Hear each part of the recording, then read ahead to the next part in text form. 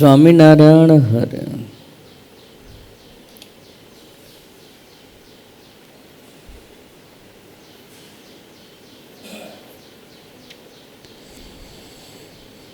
પછી સ્વયં પ્રકાશાનંદ સ્વામીએ પ્રશ્ન પૂછ્યો, જે ભગવાનના ભક્ત હોય તે ભગવાનના ધામ જે વૈકુંઠ આદિ તેને પામીને પાછા પડતા નથી એમ ભગવાને ગીતામાં કહ્યું છે.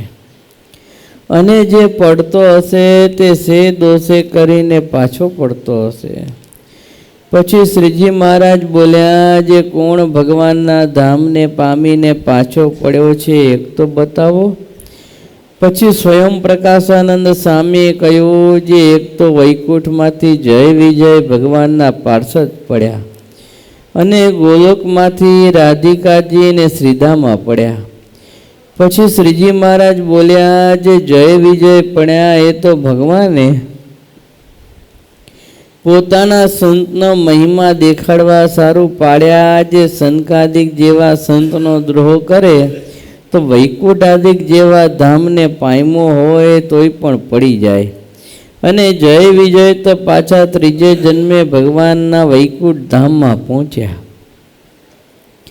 માટે એ કાંઈ પડ્યા ન કહેવાય. એ તો ભગવાનની ઈચ્છાએ થયું અને પડ્યો તો તે કહેવાય, જે જેને પાછો ભગવાનનો સંબંધ જ ન રહે. અને ગોલોકથી રાધિકાજી પડ્યા તે પણ ભગવાનની જ ઈચ્છા હતી અને પોતાને પણ મનુષ્ય દેહ ધરીને અનંત જીવનો ઉદ્ધાર કરવો હતો અને પોતાના કલ્યાણકારી જે ચરિત્ર તેને વિસ્તારવા હતા. માટે રાધિકાજીને કોઈ પડ્યા કહે તો ભગવાન પણ તે ભેળે પડ્યા કહેવાય. તે સારું ભગવાનની ઈચ્છાએ કરીને ગોલોકથી પૃથ્વીને વિશે આવ્યા. એ કાંઈ પડ્યા ન કહેવાય. એ ઠેકાણે તો ભગવાનની જ ઈચ્છા જાણવી. તે ભગવાનની ઈચ્છાએ તો અક્ષરધામમાંથી પણ દેહ ધરે અને જળ હોય તે ચૈતન્ય થઈ જાય અને ચૈતન્ય હોય તે જળ થઈ જાય. કેમ જે ભગવાન તો અતિ સમર્થ છે, તે જેમ કરે તેમ થાય. પણ તે ભગવાનની ઈચ્છા વિના તો ભગવાનના ધામને પામીને કોઈ પડે જ નહીં. અને જે પડે તે તો આધુનિક ને અપક્વ ભક્ત હોય તે સાધન કાળમાંથી જ પડે છે. તે તો યોગ ભ્રષ્ટ કહેવાય છે. પણ વૈરાગ્ય, આત્મનિષ્ઠા, ભગવાનની ભક્તિને બ્રહ્મચર્યાદિક જે ધર્મ તેણે કરીને જે સિદ્ધ થાય તે તો જેવા શ્વેતદીપને વિશે મુક્ત છે તે સરખા છે. તે તો કોઈ કાળે પડતા નથી. સહજાનંદ સ્વામી મહારાજની જય.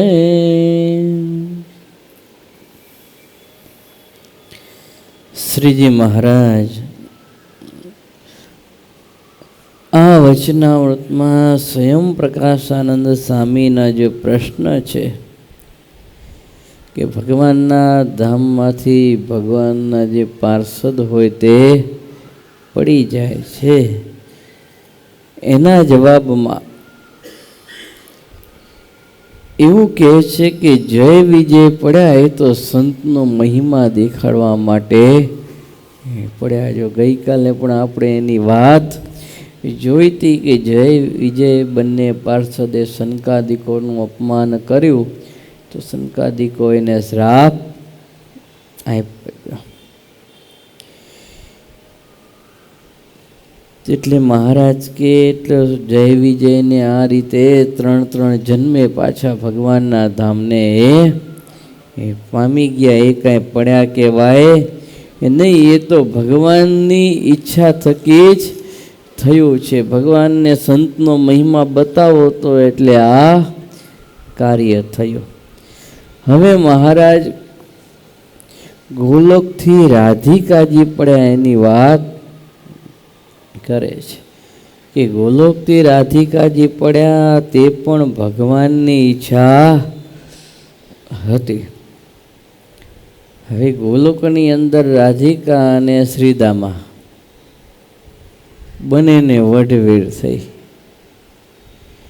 કોઈક નાની બાબતે બંને જણાને વઢવેડ થઈ એટલે સામસામા શ્રાપ દીધા.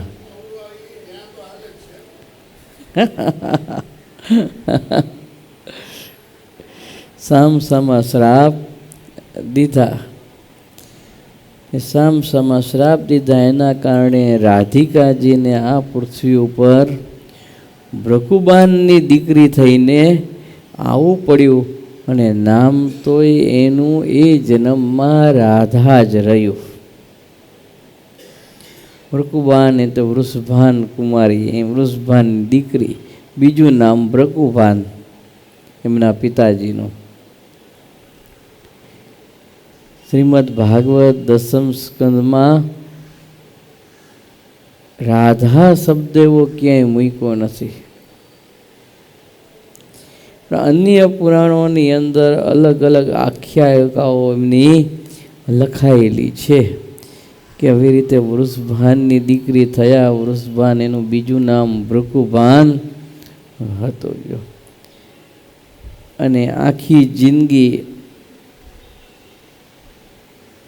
કૃષ્ણ ભક્તિમાં વિતાવી. લગ્ન કરવાની ઈચ્છા ભગવાન શ્રી કૃષ્ણ જોડે હતી, જાહેરમાં પૂર્ણ થઈ નહીં. એમ કહે છે કે દેવતાઓએ આવીને એમના લગ્ન કરાવી દીધા હતા, પણ જાહેરમાં કાંઈ થયું નહોતું. એટલે એમને ભગવાનની યાદમાં જિંદગી આખી વિતાવી પડી. પ્રેમમાં ને પ્રેમમાં જિંદગી પૂર્ણ કરવી પડી. કારણ કે શ્રીદામાનો શ્રાપ હતો પૃથ્વી ઉપર પડ્યો અને ભગવાનનો વિયોગ તમને સહન કરવો પડે છે.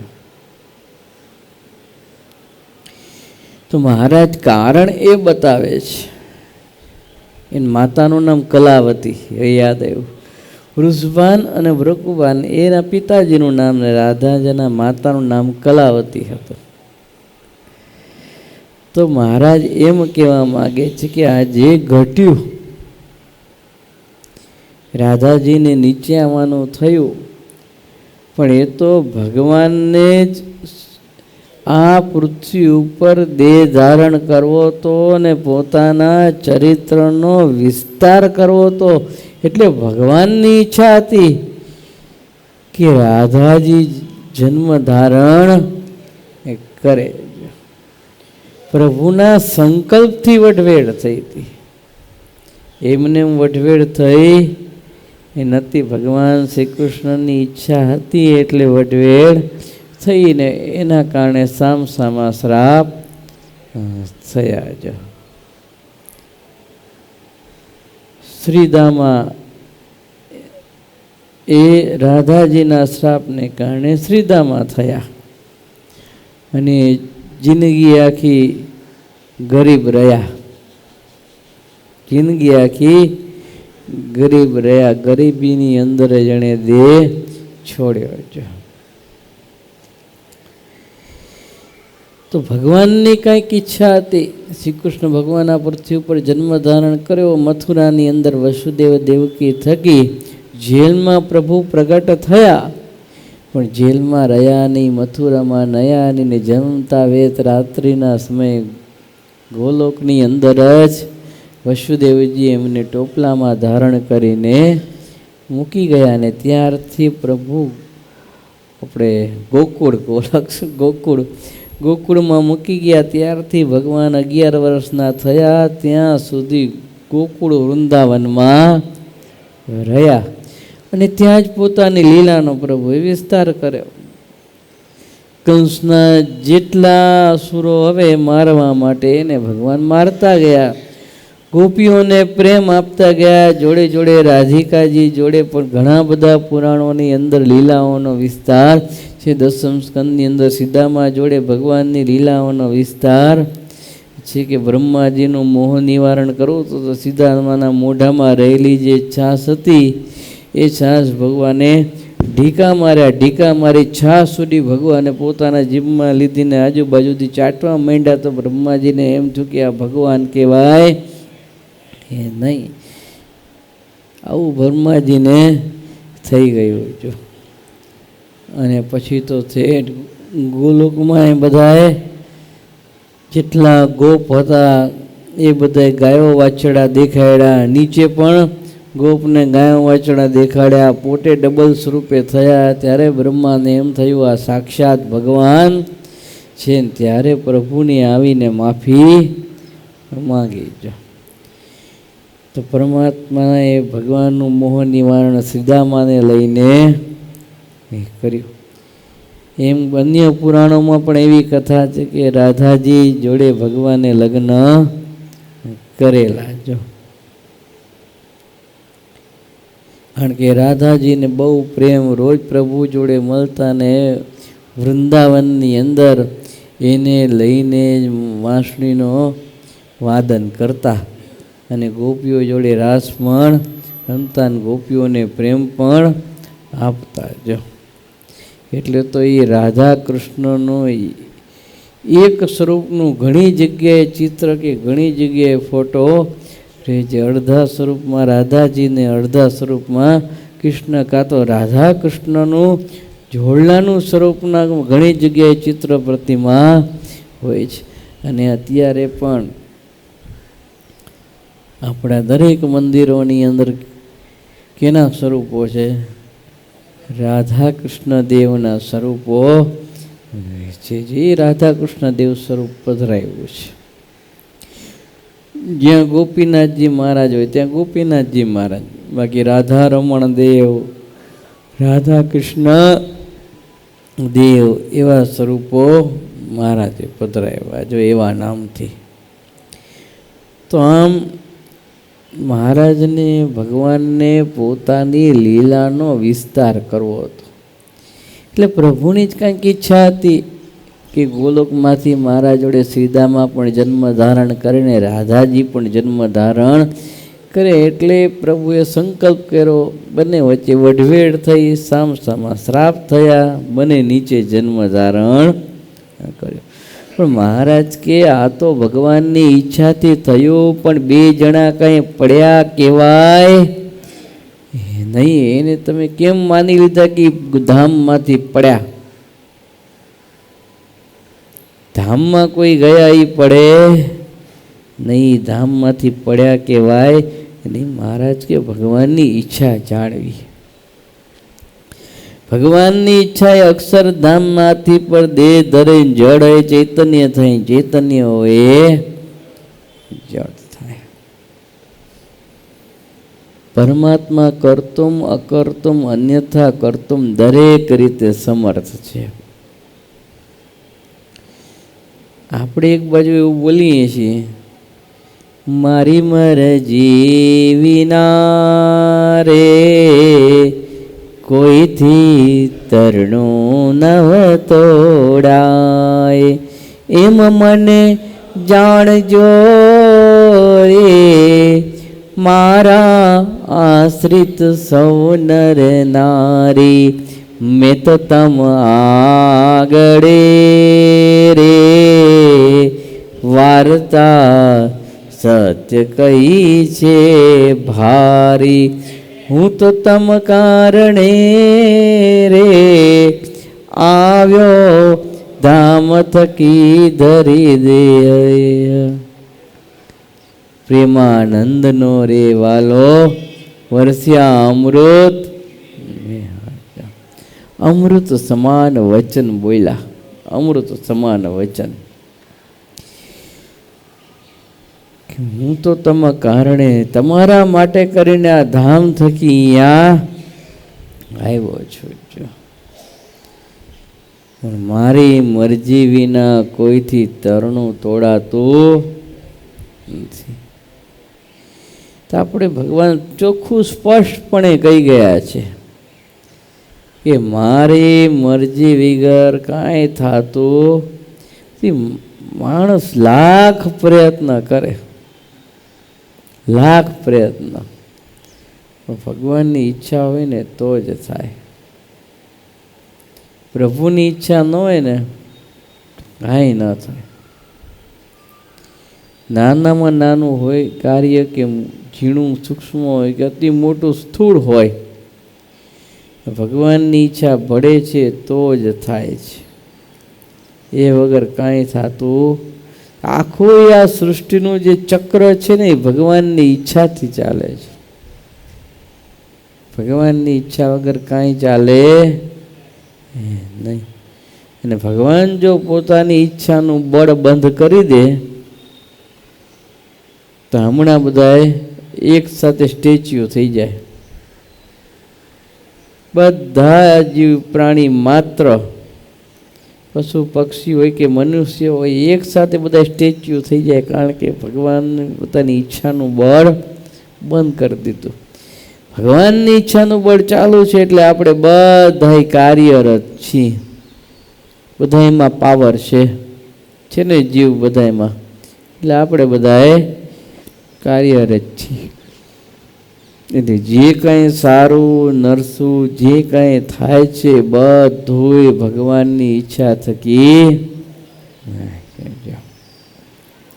એટલે એમ માનીને પાછું નરસું ન કરવા માંડવું, અધર્મની ક્રિયા પાછી કરવી નહીં. પછી આ તો કે સ્વામી કહેતા હતા ભગવાનની ઈચ્છાથી થાય છે, હું કોઈનું ખૂન કરી નાખું, કોઈના રૂપિયા ચોરી લઉં, કોઈને લૂંટી લઉં, કોઈને ગાળ બોલી દઉં, કોઈને મારી લઉં, તેમાં ભગવાનની ઈચ્છા છે ને ભગવાનની ઈચ્છા થકી જ હું આ કામ કરું છું, એટલે કાંઈ ટેન્શન છે નહીં એવું માનવું નહીં. કારણ કે ભગવાનની ઈચ્છા સામે છે ને ભગવાનની ઈચ્છા થકી કરો છો તો સામે ભગવાને ન્યાયતંત્રનું પણ સર્જન કર્યું છે કે આ પ્રમાણે કોઈ વ્યક્તિ કરે તો એને આ સજા પ્રાપ્ત થાય. પછી પોલીસવાળા પકડીને લઈ જાય પછી તો આપણે એમ કહીએ કે તો ભગવાનની ઈચ્છાથી મેં કર્યું, તો પોલીસવાળા પકડીને લઈ ગયા ને કેસ થયો અને તમને 20-25 વર્ષની સજા ફટકાર દીધી, તો એ ભગવાનની જ ઈચ્છા હતી, આ પણ ભગવાનની ઈચ્છા હતી. એમાં તમે બધી જ જગ્યાએ ભગવાનની ઈચ્છાનો સ્વીકાર કરવો પડે, પછી દરેક જગ્યાએ. તો જ આ મહારાજનું વાક્ય પૂર્ણ થાય કે અમારી ઈચ્છા વગર કાંઈ થતું નથી. મહારાજ કે જડ હોય ચૈતન્ય થાય ને ચૈતન્ય હોય એ જડ થઈ જાય. એટલે બધું ભગવાનની ઈચ્છાથી થાય. આમ જોઈએ તો આખું જે કાંઈ તંત્ર છે ને આ પૃથ્વી પરનું બધું ભગવાનની ઈચ્છા છે ને ભગવાનનો જ કાંઈક એમાં આનંદ રસ છે. ભગવાને એવું તંત્ર ગોઠવું છે ને એટલે એક પછી એક વાંહે ચાલ્યું જ જાય છે, ક્રિયા કરતું જ જાય છે. ને પરમાત્માનો મૂળ આનંદનો વિષય છે, પણ આપણી બુદ્ધિ ત્યાં સુધી પોગી શકતી નથી. એટલે આપણી માયિક બુદ્ધિ હોવાથી ગુણ અવગુણ આવ્યા રાખે છે ને માયાના દોષોની અંદર આપણે લુપ્ત રહીએ છીએ. બાકી તો આ માયા છે એ ભગવાન પાસે કાંઈ કરી શકવા સમર્થ નથી. એટલે તો મહારાજ કે ભગવાન તો અતિ સમર્થ છે, જેમ કરે તેમ થાય, પણ તે ભગવાનની ઈચ્છા વિના તો ભગવાનના ધામને કોઈ પામી ને કોઈ પડે નહીં. ભગવાન અતિ સમર્થ છે. સમર્થ કો નહીં દોષ ગુસાઈ. જે સમર્થ હોય એને કોઈ દોષ હોય નહીં. એ પોતાની ઈચ્છા પ્રમાણે કાર્ય કરે, પોતાની ઈચ્છા આપણે સ્વતંત્રપણે. એવા એક સ્વતંત્ર હોય ને તો એક ભગવાન છે. ભગવાનને ભજી ભજીને એના જે મુક્ત હોય ભગવાન જેવા થાય તો એ સ્વામી સેવક પણ તો એને રહે છે.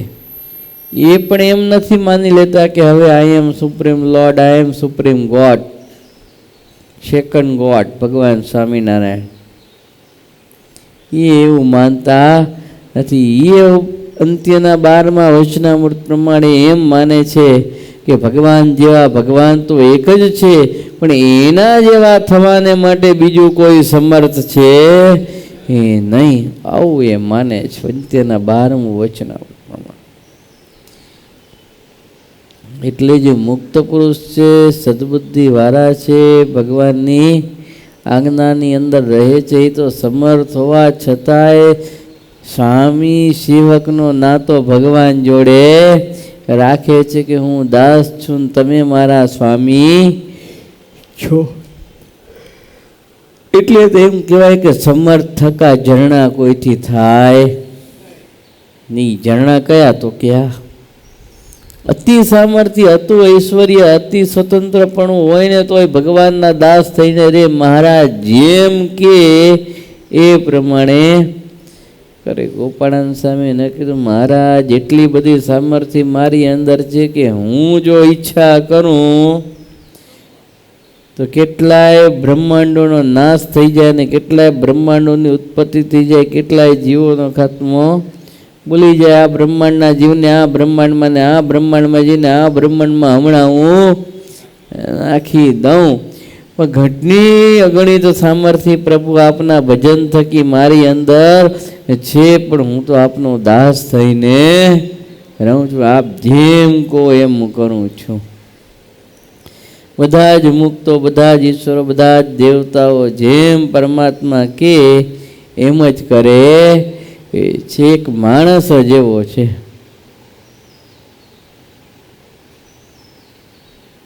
કે મહારાજ ભગવાન કી એમ કરતો નથી, એ પોતાનું ધાર્યું કરે. ભગવાન કી એમ ન કરે, એ માણસ કરે કા 50% ભગવાનનું ધાર્યું કરે ને કા 50% પોતાનું ધાર્યું કરે છે. કોઈ પણ જાતની એવી સામર્થ્ય ભગવાને નથી આપી, ઈશ્વર શક્તિએ નથી આપી, તો પણ માણસને એમ થઈ ગયું છે કે આઈ એમ સમથિંગ, ઓલ નથિંગ. આઈ એમ, હું કંઈક છું, બાકી કોઈ કાંઈ છે નહીં, હું જ કંઈક છું, એવું વ્યક્તિને થઈ ગયું છે. પણ હકીકતમાં એવું માની લે કે હું કાંઈ નથી, આઈ એમ નથિંગ, હું તો છું જ નહીં. I am nothing. Supreme lord Swaminarayan, God is something. આવું જો મનાઈ જાય તો જે કાંઈ છે એ ભગવાન સ્વામિનારાયણ જ છે, પણ હું કાંઈ છું નહીં, આવું મનાઈ જાય તો કેટલું કામ થઈ જાય. તો દાસત્વપણું આવે. શું આવે? દાસત્વપણું આવે. અને દાસત્વપણું આવે ને ભગવાનને વિશે સ્વામી ભાવ રહીએ, ભગવત ભાવ રહીએ, એ કેટલી મોટી વસ્તુ કહેવાય. સંત મહારાજ એવું કહેતા કે દાસનો દાસ થઈ રહેશે સત્સંગમાં, ભક્તિ તેની ભલી માનીશ, માની રાચીશ તેના રંગમાં. દાસનો દાસથી, દાસનો પણ દાસ, ભગવાનના દાસ, સાધુને સાધુના પણ દાસ, એનાય દાસ થઈને રહેવાનું. આ તો આપણે તો એમાં બહુ માનતા નથી. દાસના દાસ થઈને રહેવામાં, દાસ બનીને રહેવામાં તકલીફ પડતી હોય તો દાસના દાસ બનીને રહેવા માટે કેટલી તકલીફ પડે. આપણે તો શેમાં માનીએ છીએ? બાપના બાપ, દાદા થઈને રહેવામાં માનીએ છીએ, બાપ થઈને રહેવામાં માનીએ છીએ. બધું આપણું ચાલે, હું કહું એમ થવું જોઈએ, જો ન થાય તો આવી બને.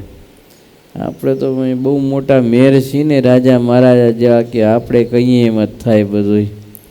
રાજા મહારાજા હતા તો એમનું નહોતું હાલતું, એમ નહોતું. ભગવાન રામચંદ્રજી એવા રામચંદ્રજી હતા ને, તો એ ધોબીએ મેળવું માર્યું હતું એની ઘરવાળીને કે હું રામ નથી. પારકી સ્ત્રીને લઈને પોતાની સ્ત્રી પારકે ઘરે જઈ આવી હોય તો એને પોતાને ઘેરે રાખવું, એવું હું રામ નથી. ભગવાને માતાજીનો ત્યાગ કરવો પડ્યો. જો રામચંદ્રજીનું કાંઈ હાયલું નહીં, તો રાજ્યાસન મળી ગયું તો કાયમ પછી પોતાની પત્ની છોકરાઓ જોડે ન રાજ્ય કરે સુખપૂર્વક. ભગવાને ન કર્યું. માતાજી પહેલાં 14 વર્ષ વનવાસ સહન કર્યો, પછી થોડું સુખ રહ્યું ને વળી પાછું વાલ્મીકીજીના આશ્રમમાં રહ્યા અને ત્યાં જ લવકુશને જન્મ આપ્યો. તોય ભગવાન રામચંદ્રજી આરોપ મૂક્યો કે આ દીકરા ક્યાંથી આવ્યા, અહીં તો હતા નહીં, આવ્યા ક્યાંથી, આ મારા નથી બીજા કોકના છે, બોલ. આવું ચરિત્ર ઉપર લાંછન મૂક્યું.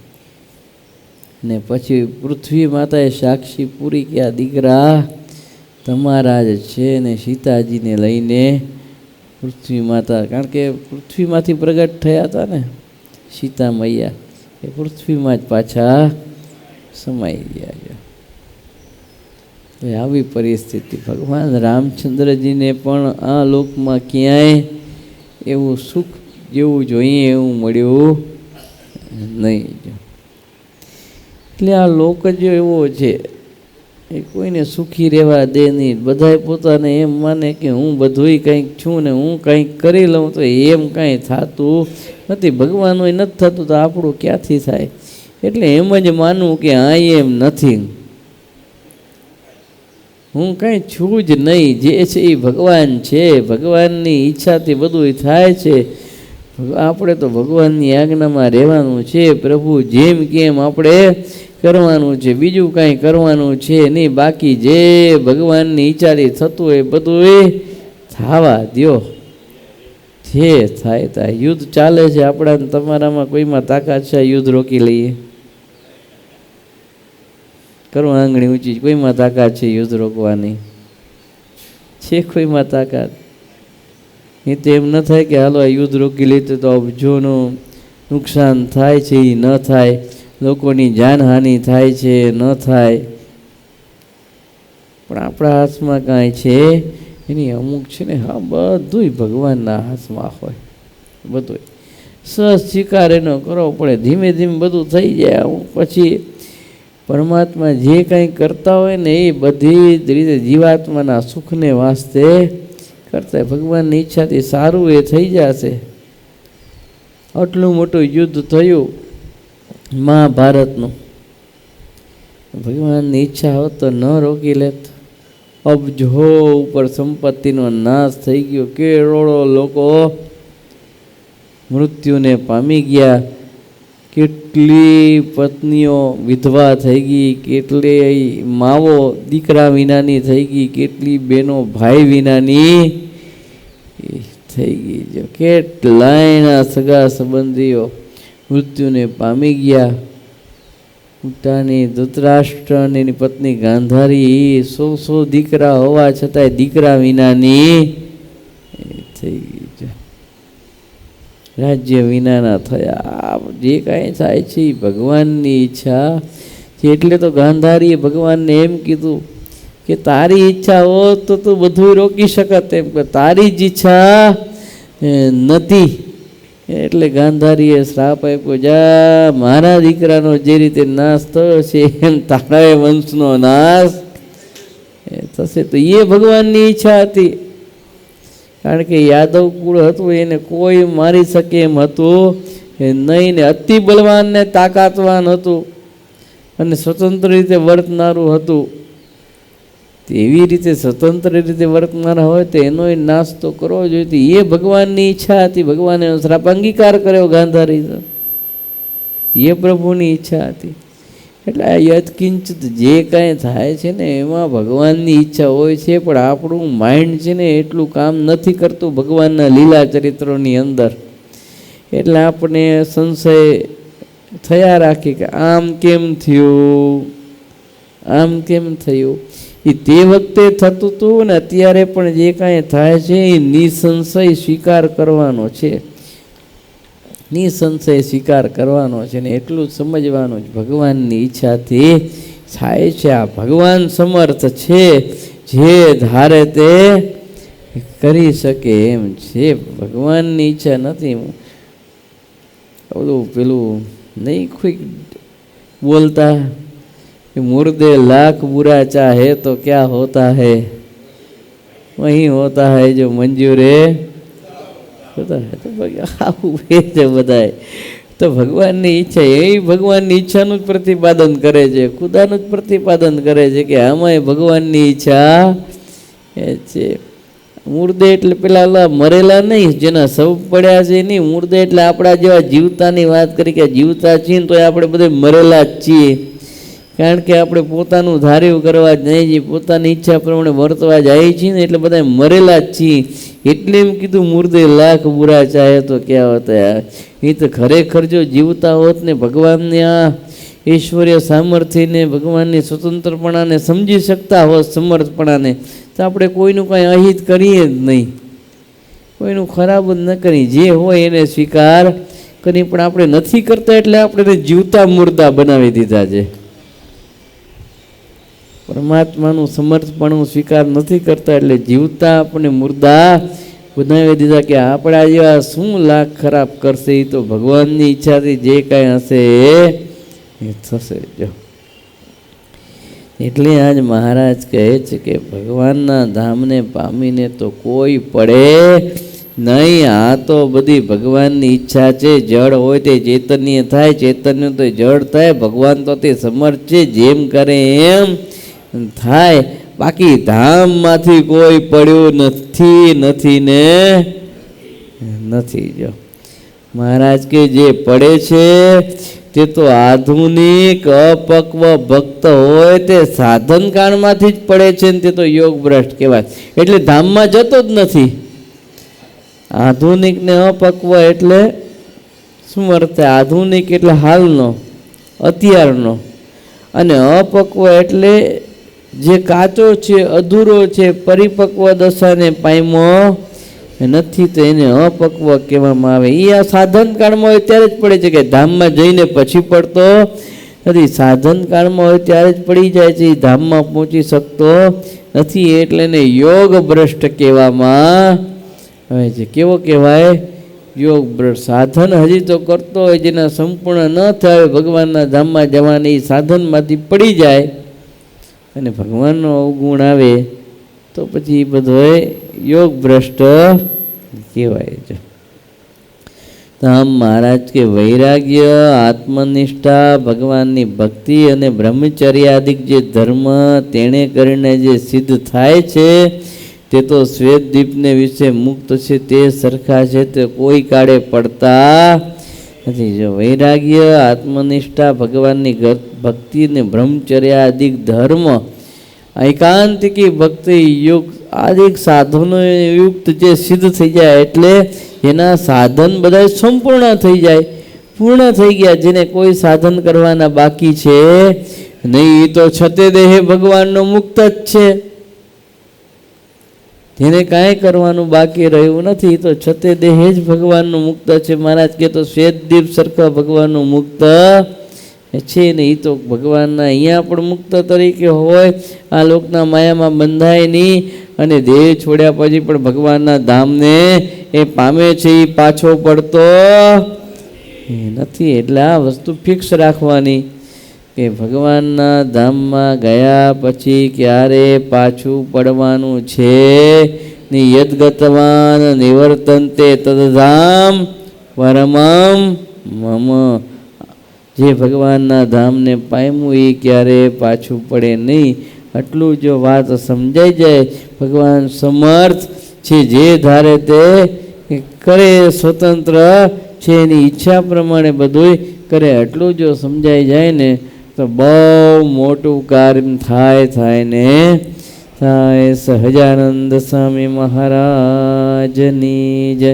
શ્રીપતિમ શ્રીધરમ સર્વદેવેશ્વરમ ત્વમ હરિમ માધવમ કેશવમ કામદમ કારણમ શ્રી સ્વામિનારાયણમ નીલકંઠમ ભજે. સહજાનંદ સ્વામી મહારાજની જય.